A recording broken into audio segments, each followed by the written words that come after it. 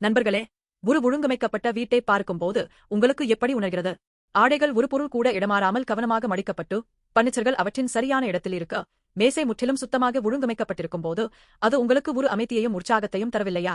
நம் வாழ்க்கையில் ஒழுங்கு என்பது வெறும் வெளித்தோற்றத்தை சுத்தமாக வைத்திருப்பதைத் தாண்டி, நம் இதயத்தையும் மனதையும் ஆழமாக பாதிக்கிறது. 1 இராஜாக்கள் 4:22-28 இல் சாலமோனின் இராச்சியம் மிகவும் ஒழுங்காக இருந்ததாக விவரிக்கப்பட்டுள்ளது. தினசரி பயன்படுத்தப்படும் பெருமளவு உணவு, ஏராளமான மிருகங்கள் மற்றும் குதிரை தொழுவங்கள் கூட மிகுந்த துல்லியத்துடன் நிர்வகிக்கப்பட்டன. நுணுக்கமாக வடிவமைக்கப்பட்ட கடிகாரம் போல சாலமோனின் இராச்சியம் ஆச்சரியமான ஒழுங்கில் இயங்கியது. சாலமோனின் காலம் இஸ்ரவேலின் பொற்காலமாக அழைக்கப்படுகிறது. இந்த செழிப்பு சாலமோனின் ஞானம் எவ்வாறு நடைமுறையாகவும் திறம்படவும் செயல்படுத்தப்பட்டு ஸ்திரத்தன்மையை அளித்தது என்பதை காட்டுகிறது. 25ஆம் வசனத்தில் மக்கள் பாதுகாப்பாக வாழ்ந்தனர் என்று குறிப்பிடப்பட்டுள்ளது. இது சாலமோனின் ஞானமான ஆட்சி மக்களுக்கு அமைதியையும் ஸ்திரத்தன்மையையும் கொண்டு வந்தது என்பதை குறிக்கிறது.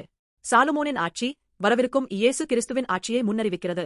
சாலமோன் ஞானத்துடன் ஆட்சி செய்து ஒழுங்கை ஏற்படுத்தியது போல இயேசு ஞானமே ஆகி நம் குழப்பமான வாழ்க்கைகளுக்கு உண்மையான ஒழுங்கையும் அமைதியையும் கொண்டு வருகிறார்.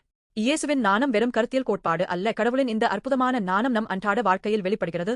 நம் எண்ணங்கள், செயல்கள், உறவுகள், பணநிர்வாகம் மற்றும் ஆன்மீக வாழ்க்கையில் ஒழுங்கை உருவாக்குகிறது.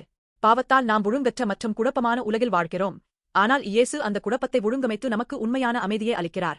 அவர் நம்மை பாவத்திலிருந்து மீட்பது மட்டுமல்லாமல் நம் வாழ்க்கைகளை புதிதாக ஒழுங்கமைத்து அழகான ஒழுங்கிற்கு நம்மை வழிநடத்துகிறார்.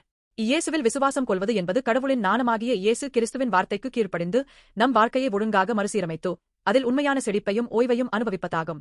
நம் வாழ்க்கையில் ஒழுங்கற்ற அல்லது குழப்பமான பகுதிகள் உள்ளனவா?